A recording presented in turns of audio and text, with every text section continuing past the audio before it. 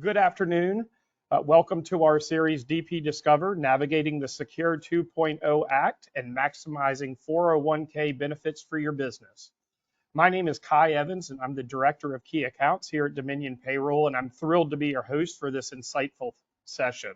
Today, we are sitting down with Dennis Tender, Executive Vice President of DP Grow, to understand the benefits and legislation around retirement planning for businesses of all sizes. A bit about Dennis. Dennis is a fully licensed and forward-thinking financial services leader with over 25 years of experience building and helping advisors along with others build multi-line agencies and organizations. During his professional career, Dennis has worked with organizations such as Genworth Financial, Penn Mutual Life, amongst other national brands. He has been Executive Vice President of DP Grow since 2018. Now, before we go forward, I'd like to share a few administrative notes. If you have any questions during our conversation this afternoon, please feel free to put them in the chat. And at the end of our conversation, we'll give Dennis, time permitting, time to answer any outstanding questions you might have. Additionally, we are filming this webinar, and once we conclude today, we will send this to all of our participants as well as any unanswered questions that you have submitted in the chat. So for now, sit back, relax, and enjoy our time with Dennis Tender as we talk about the Secure 2.0 Act and maximizing 401k benefits for your business. So from there, I'll go ahead and tee us up with an easy question, Dennis, if you don't mind. Selfishly, this is helpful for me too. So what is a 401k plan, and how does a 401k plan impact your business? Great, thank you, Kai, and good afternoon, everyone. Happy Tuesday. So a 401k plan, really, the official name of a 401k plan is what we call a defined contribution plan. But basically, it's a savings plan for employees to be able to save money for retirement that's sponsored by you, the employer, or the plan sponsor. So there's a number of different versions of this, depending on the size of the employer or where the employer is.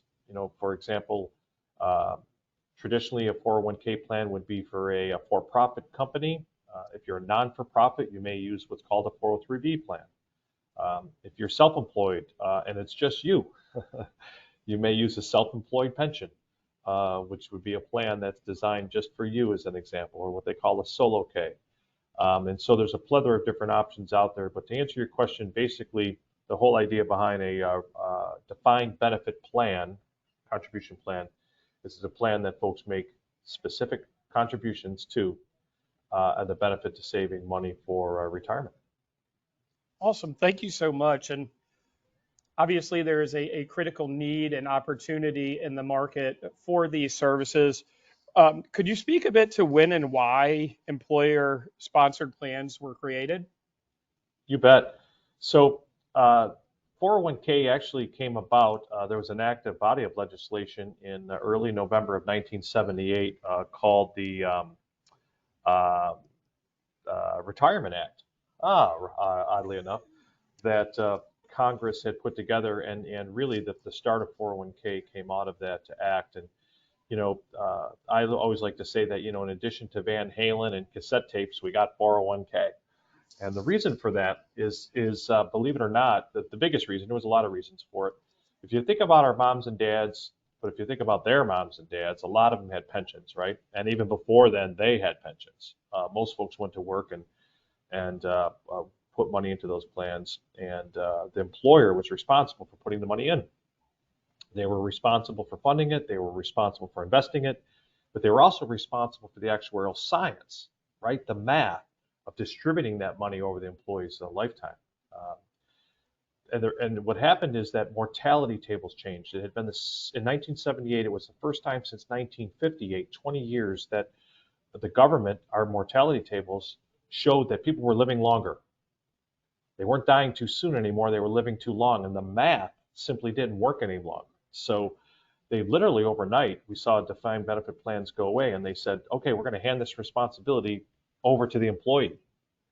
And we're going to say, you got to put the money in, You got to decide where it's invested, and you're also responsible for the actuarial science of the distribution of that money over your retirement lifetime.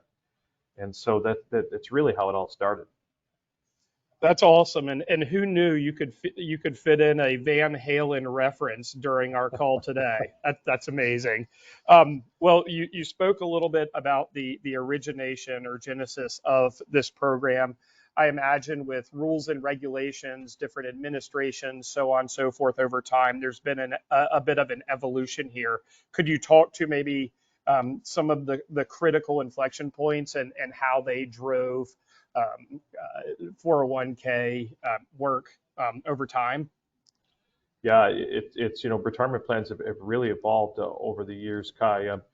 Early on, there was only a few folks that would offer retirement plans, and mainly it was insurance companies. It was a handful of insurance companies that built a product or a chassis to do this.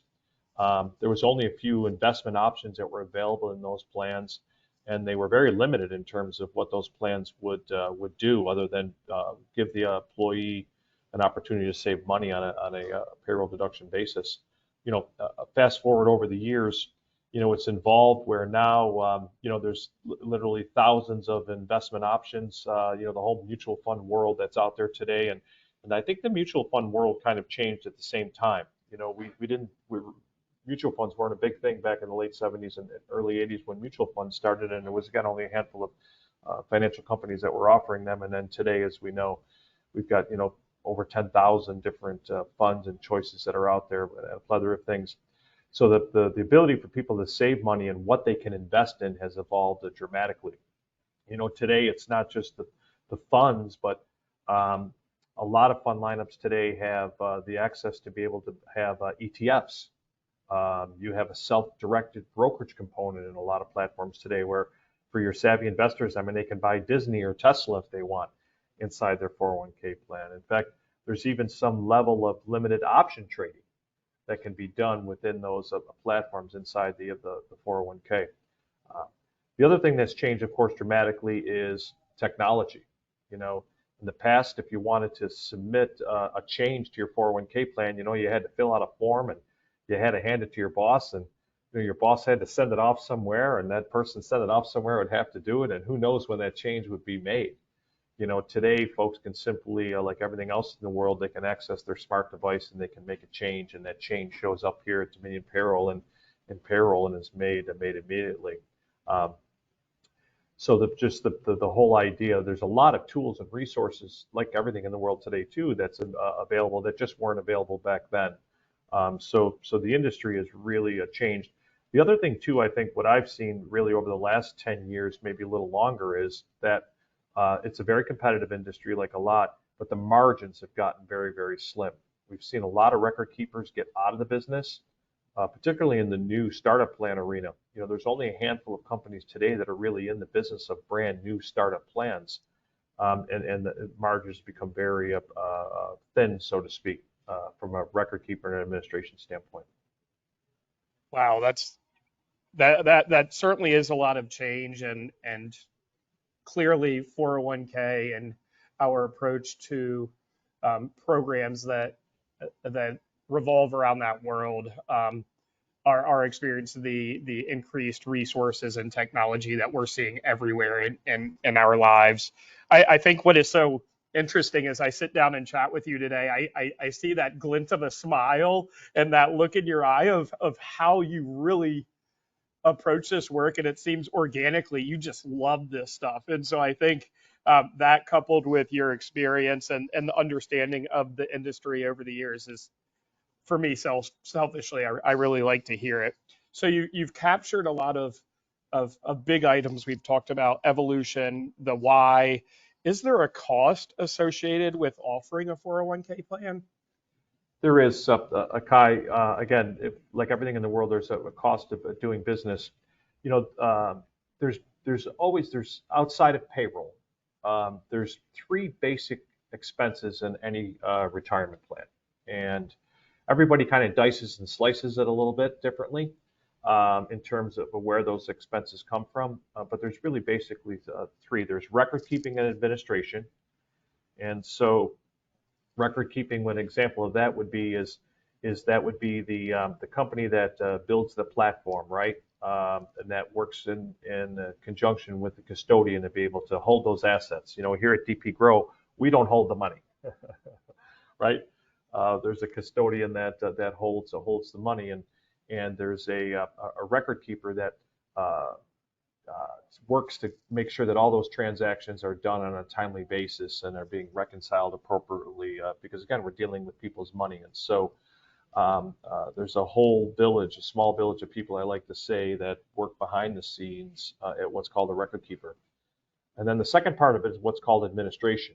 You know, administration is there's certain things that have to be done on a yearly basis that are required by law. For example, you know, all those that are on the call today that have a 401k or 403b plan they're familiar with is what's called a 5500. That 5500, it's required by law, has to be filed with the IRS every year, and it's basically details some of the numbers, the math behind the plan, you know, how much money went in, you know, how much money came out, and, you know, that kind of thing. And so, and there's notice requirements, and again, there's administration that has to be done. There's certain testing that has to be done that's required by the IRS. And so a lot of times in the marketplace today, what's very popular is you have where your record keeper is also the administrator on the plan. They call it bundled. And so it's kind of like flow, right, on Progressive Insurance. You know, when you bundle it, you save some money. And it's a very popular option in the marketplace today. In fact, over 80% of all plans today are bundled, where the record keeper and administrator are the same. And then you have also what's called unbundled, which is where we bring in a third-party administrator, or a TPA, or what I like to say, kind of like a CPA, right, on the plan that handles that administration work. And the reason why you would want to do that is because you might have some complexities to your plan. You know, the owner might be a tightly held company that's owned and has some family members and so on, and that also want to participate and contribute. And so there's certain things that have to be done to be able to help the owner of that company be able to maximize, particularly from a tax standpoint, with that plan. And so a third-party administrator does that work, and they're very proactive at doing it. The second is if you have an advisor on the plan. Again, somebody like DP Grow, somebody that comes in and provides education, tools and resources for the employees. You know, by law, every plan sponsor is required to provide some form of education or access to education for their plans. It's very important in the government, and we're seeing a lot of legislation that's continuing to evolve around this as time goes forward, because the government statistics tell us today that almost half of the population, almost 50% of the entire population in the United States today, saving less than 3% or zero, which is just not going to be enough money when it comes to retirement. So it's just not happening. And the government is really conscious of this and trying to encourage people, and employers for that matter, to provide advice and to work and to get to people to save. And we'll talk about that in a few minutes in terms of some of the regulations and things that are going on. And then lastly is what we call the management expenses on funds, those investments, right? The investments that are inside the plan, those people that manage that money, they got to get paid too. And so you have what's called that M&E or manager expenses on those funds inside the plan. But those are really three basic expenses, Kai, to really any plan. Perfect. And along those lines, you know, I imagine there's a component of DP Grow as a common thread throughout that. What are the benefits the employers see when offering a 401k plan? You know, really, today, I think in today's marketplace, it's really to recruit and to retain employees, right? It's just another important benefit that they have. You know, similar to health insurance, right? You know, folks need access to insurance. Folks need a quality and affordable access to be able to save money for retirement. So it's a great way, and why an employer would want to have a retirement plan is to really help to recruit and retain employees. The second is for the employer themselves, right? A good retirement plan can be an opportunity for the employer themselves to be able to create an additional asset outside of the business for themselves, and also to be able to create some tax deferral for them and their families. And then, you know, lastly, you know, I believe as an employer, and I know the employers on the phone do today, is I believe we have a moral obligation to be able to help our employees and their families build towards a worry-free retirement.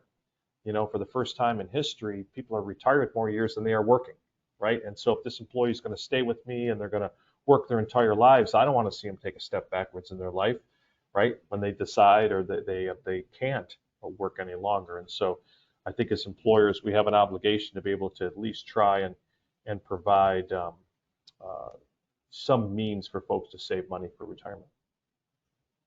Yeah, and as an employee, um, being able to have access to something like that where I can get the educational resources needed and having it present in one place is just greatly impactful as I think about myself. Um, what are some of the differences between providers? I think you spoke to broadly what the landscape looks like. What are maybe some of the differences out there? You know, I think today, you know, for us, I think the problem, the biggest one is we're finding is because of because margins have gotten so thin, and in defense of the record keepers, and I know some of my peers out there will grimace when I say that, but it's really it's you know customer service. I think it all starts with customer service. What I find is really separates one from the other is that and being able to address questions and be able to help people provide advice to do all those things that folks are looking for when it comes to a record keeper, I think separates it. That's first and foremost from a record keeper standpoint. The second is, I think, you know, having a good advisor on our plan will do is it will help make sure that that employer, that plan sponsor, has the right plan design, right? I think the right plan design is critical based on um, the demographic of their business. You know, if they have a lot of turnover with employees, they're going to want to have a vesting schedule. So the money that they put into that plan, they're not giving to people that are out walking out the door right away. You know, it's kind of a way or means to help people or encourage people to stick around to get those dollars. Um, and also being able to make sure that the plan is designed accordingly and lines up with your other benefits in terms of eligibility. You know, sometimes it's good to have that. Plan design can be critically important in testing of the plan, like I said, for that employer and some of the more highly compensated people in the plan to be able to save for retirement as well. You know, if the plan's not designed appropriately or correctly, and you know, it could prohibit some of those folks that are more highly compensated employees from saving the way that they need to as well.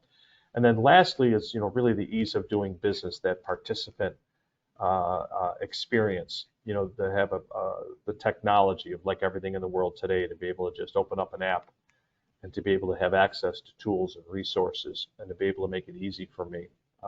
I think that's also one of the things too, from an employee standpoint, with the benefit today of having a retirement plan for an employee is, you know, not just to save money for retirement, but it also gives them the ability to be able to start learning about finances and gives them good tools and resources and things that are very accessible and very easy for them. You know, everybody wants everything done in 17 seconds or less, right? And so I think there's the benefit for the employees there is tremendous.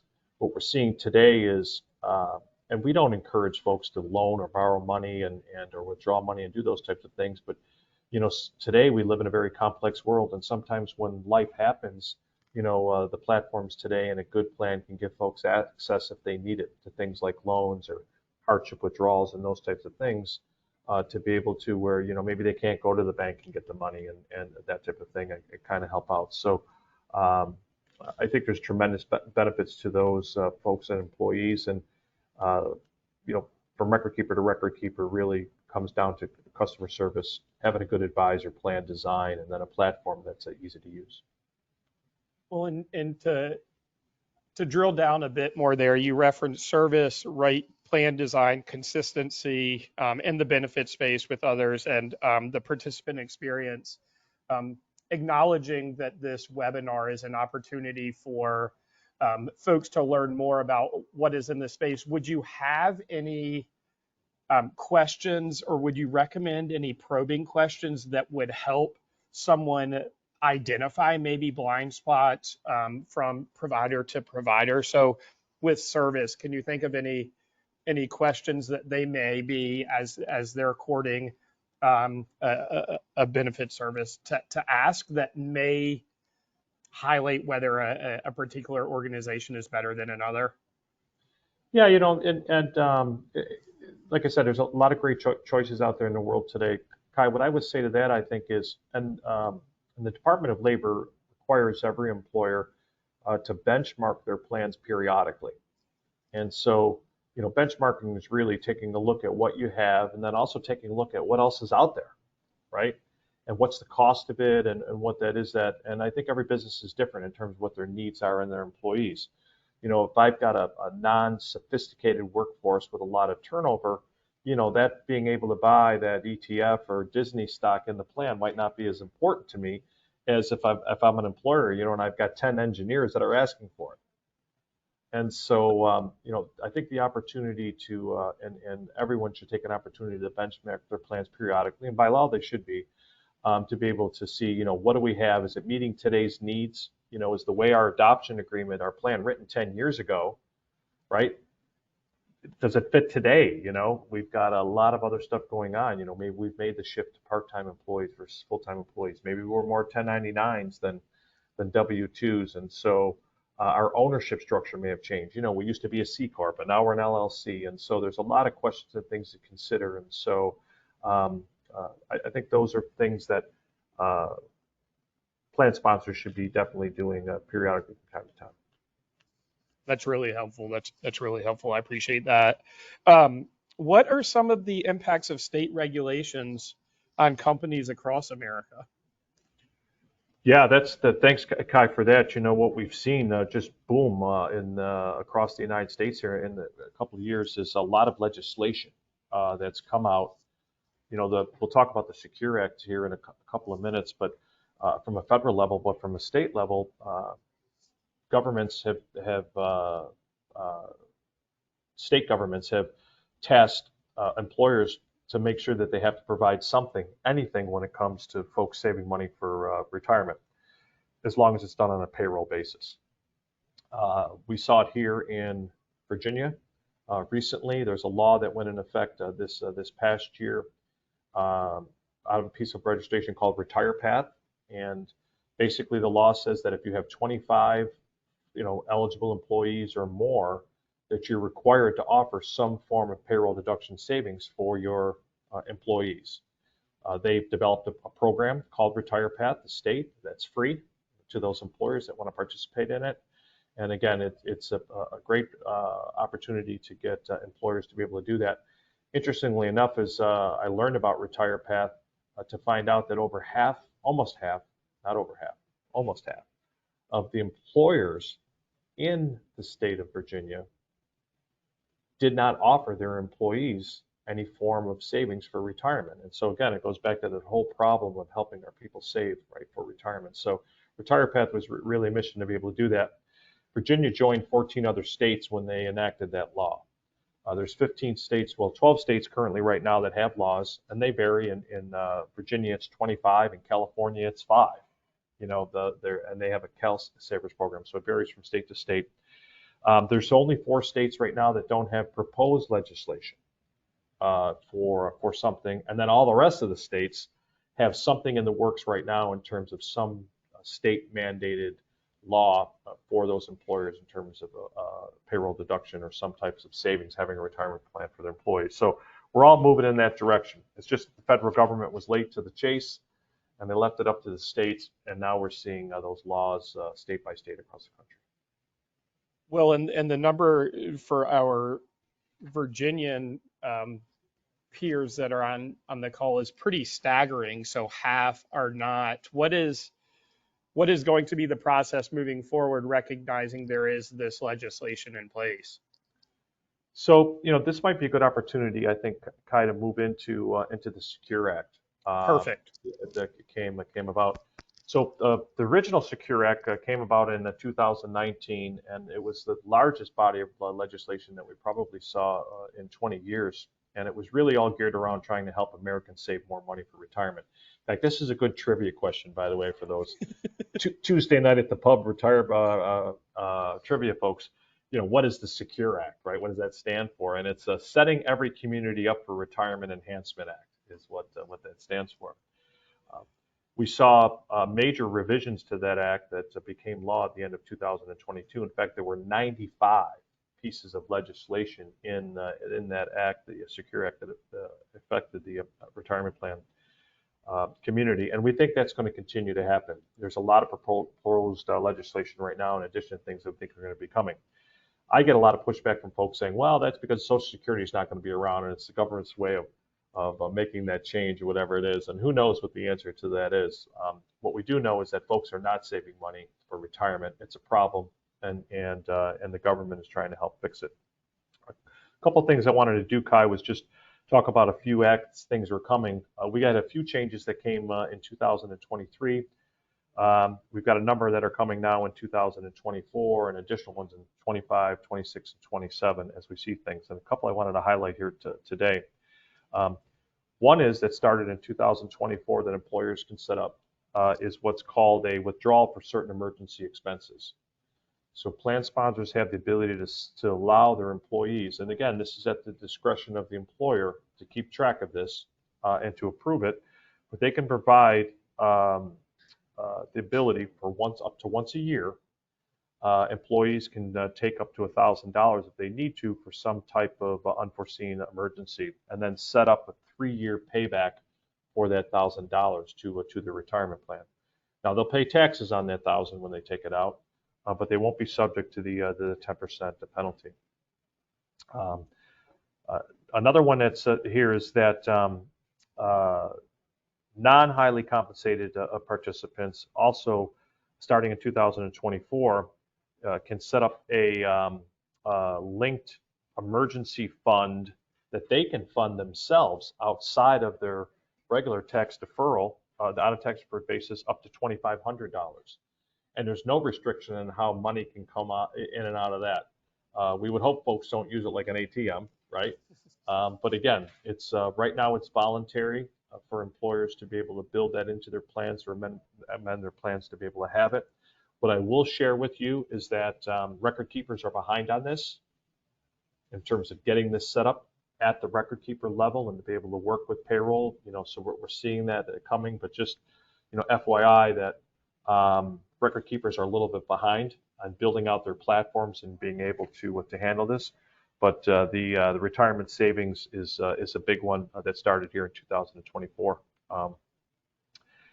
Another one that's coming, and so when they started the act in 2022, the act says that the federal government is responsible and is supposed to have this program or database in place. They gave them 2 years in the law for the federal government to be able to have folks what's called basically retirement savings lost and found.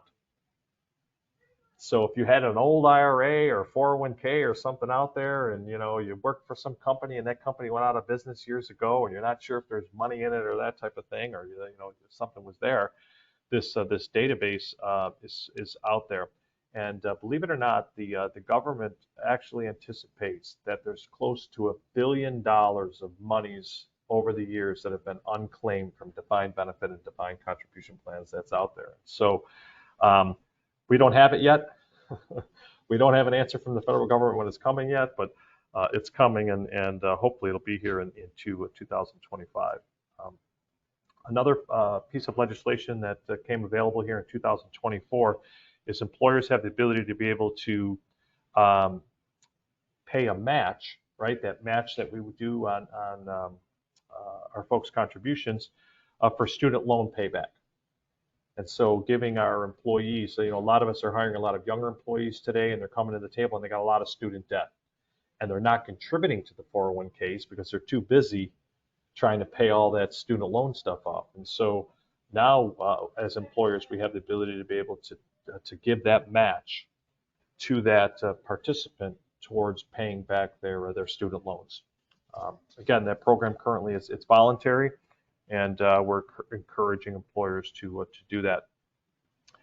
Also, this year in 2024, in addition to doing something like a regular 401k or a 403b and all that other good stuff that's out there, they have what's called a starter 401k. And so a starter 401k is basically like a payroll deduction IRA, but we're going to call it a starter 401k. and basically has the same rules as an IRA in terms of contribution limits, et cetera. But some of those bells and whistles that we talk about that come with a 401k that you don't have on an IRA account will be available in those as well. Only a handful of record keepers out there have developed a product, so to speak, for that.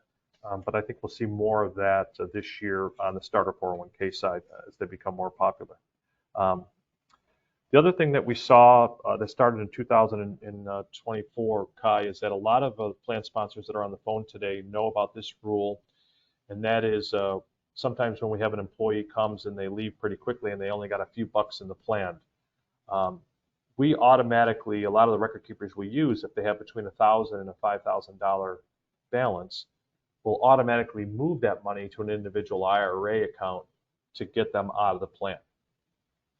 Why we would want to buy what you want to get them out of the plan is because if they leave money in the plan, it affects record keeping and administration costs, but it also can affect testing of that plan for the other folks that are in it because that person's not there contributing any longer, right? And so these force out provisions that we like to call them are in a lot of plans. Well, they changed it from 5,000 limit to a 7,000 limit this year, so they increased the amount of that limit. We're also finding that a lot of record keepers don't have that set up in their systems yet either. And so depending on who your record keeper is, they may or not have that ability in their system with the $7,000 limit. Coming in 2025, which I think I'm excited about, I think it's a great provision, is that folks will be able to take a distribution of up to $2,500 towards the cost for long-term care insurance. As we know, long-term care is becoming and has become a huge issue in the United States today. Again, people living longer. And so they'll have the ability to be able to take money out of their plan for helping to pay for long-term care expense. The other thing we're going to see in 2025 is, and that is automatic enrollment for new startup plans. So when you start a 401k plan in 2025, a retirement plan, you're automatically going to have to enroll people. Now they can opt out, but they're automatically going to have to be allowed to be able to be in the plan, and they'll also have an auto escalation. So if I start at 3% and I'm automatically enrolled at 3%, next year they're going to bump me up by 1% unless I go in and change it. And so again, it's another reason or a way for us to get folks involved in starting saving money for retirement. We also believe that we will see an amendment to that. We believe that the possibility exists in 2025 that the government's going to mandate every plan in the United States to be auto-enrolled. We believe that that's coming. So we'll keep everybody posted on that if that happens, because then we're all going to have to do it. Another one coming in 2025 is that for those of us that are a little older, we're going to have a higher catch-up limit in terms of, in addition to the $7,500 that we can do now in terms of our limit, that limit's going to be raised to what they call a higher catch-up limit for individuals age 60, 61, 62, and 63. We're going to have the ability to be able to put in even more money to try and catch up if we didn't do such a good job earlier on. Another one that a lot of employers are seeing today that they're finding is that part-time rule. You know, those folks that work less than 1,000 hours, between 500 and 1,000 hours. In the original Secure Act, if they were with you for at least 3 years, they had to become eligible as part-time employees. And now under Section 125, starting in 2024, it's a 2-year rule, not a 3-year rule.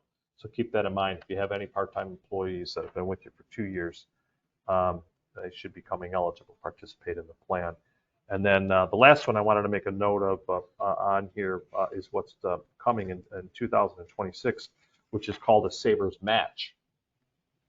And this one's pretty interesting because the government's going to fund this one.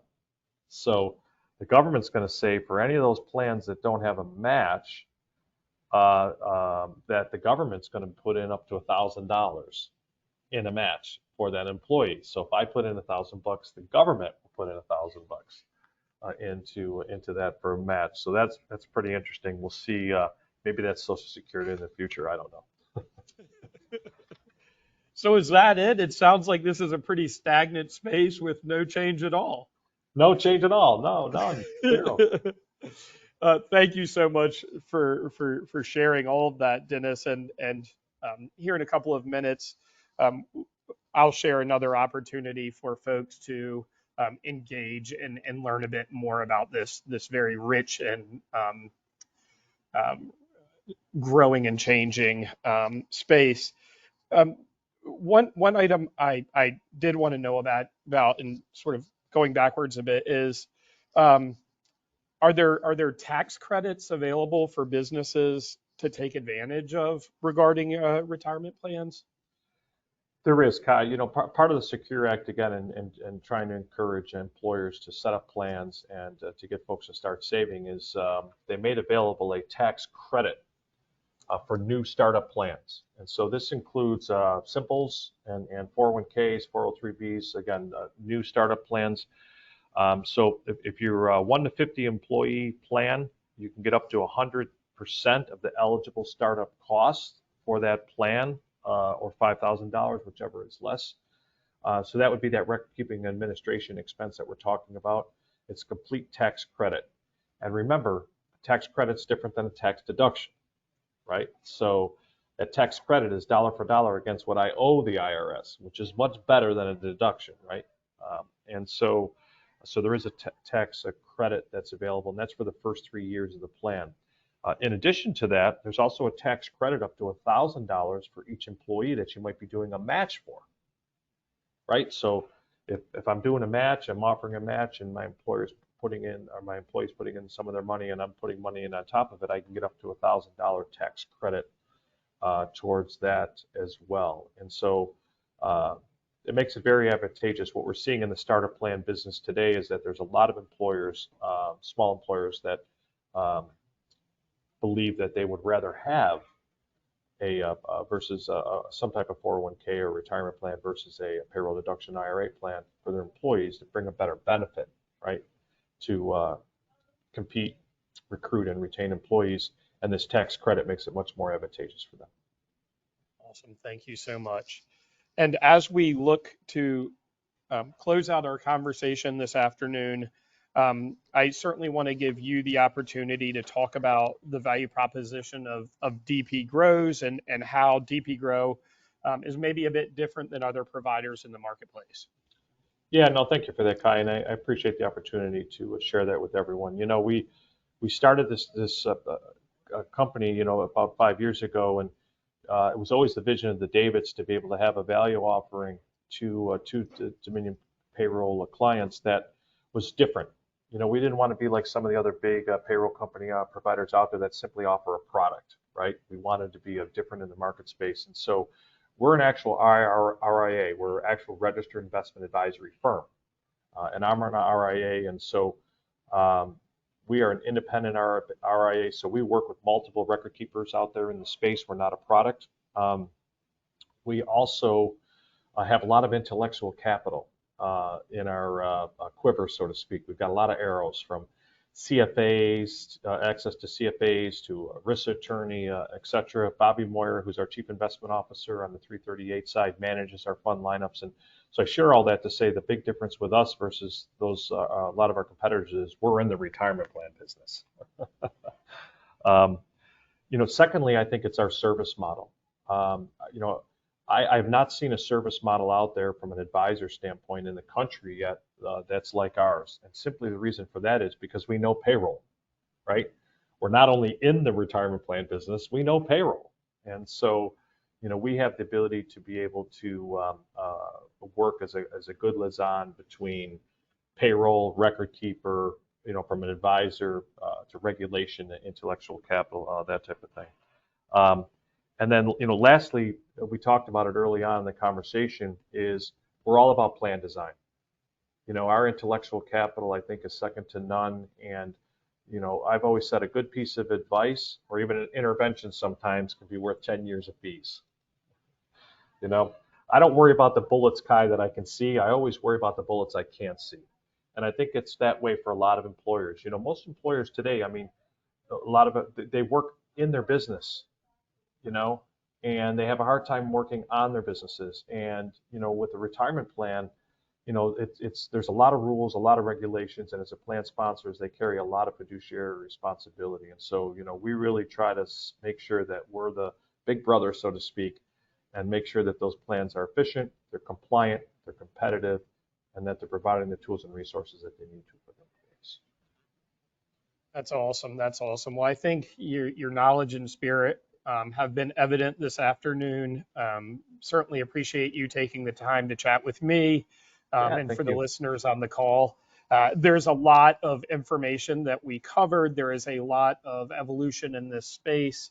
And to that end, Dennis has kindly offered to be on the hot seat with us again sometime in October. Dominion Payroll likes to be um, in front and at the tip end of the spear in education and helping organizations and employers grow and change and complement their business needs. And so in mid-October, we are going to host a lunch and learn here in Richmond, Virginia. Folks can attend it either in person or virtually.